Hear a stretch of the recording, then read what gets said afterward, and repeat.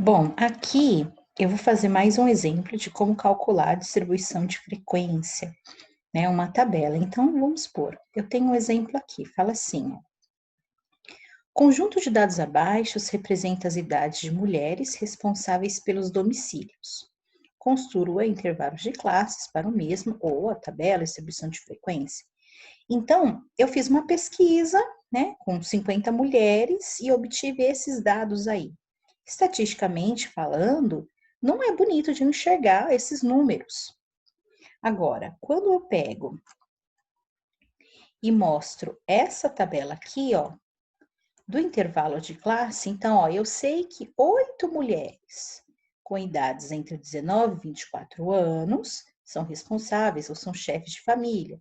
10 mulheres entre 24 e 29 são responsáveis. Então, como que eu monto essa tabela aqui? É isso que nós vamos aprender na aula de hoje.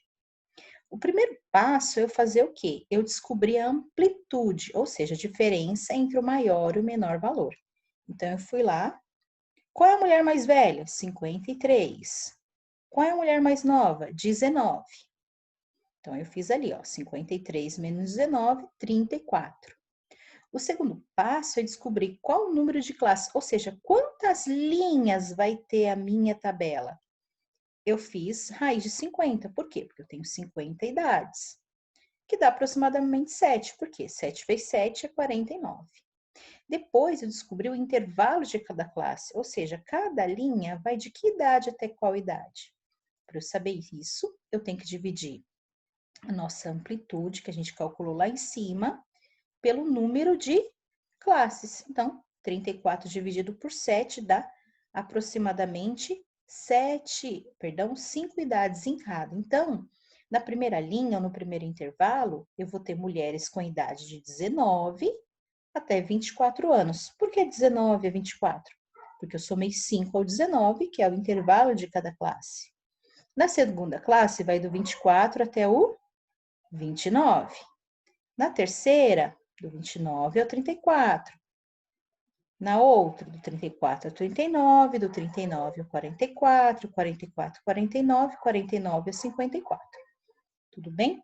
E aí, eu calculei então a frequência, ou seja, quantas mulheres tem em cada uma dessas classes. Geralmente nas tabelas de distribuição de frequência aparece assim, ó, intervalo fechado na esquerda e aberto na direita. O que significa isso? Fechado na esquerda significa que o 19 ele é contado nessa linha, mas o 24 não, ó. O 24 ele vai ser contado na linha de baixo.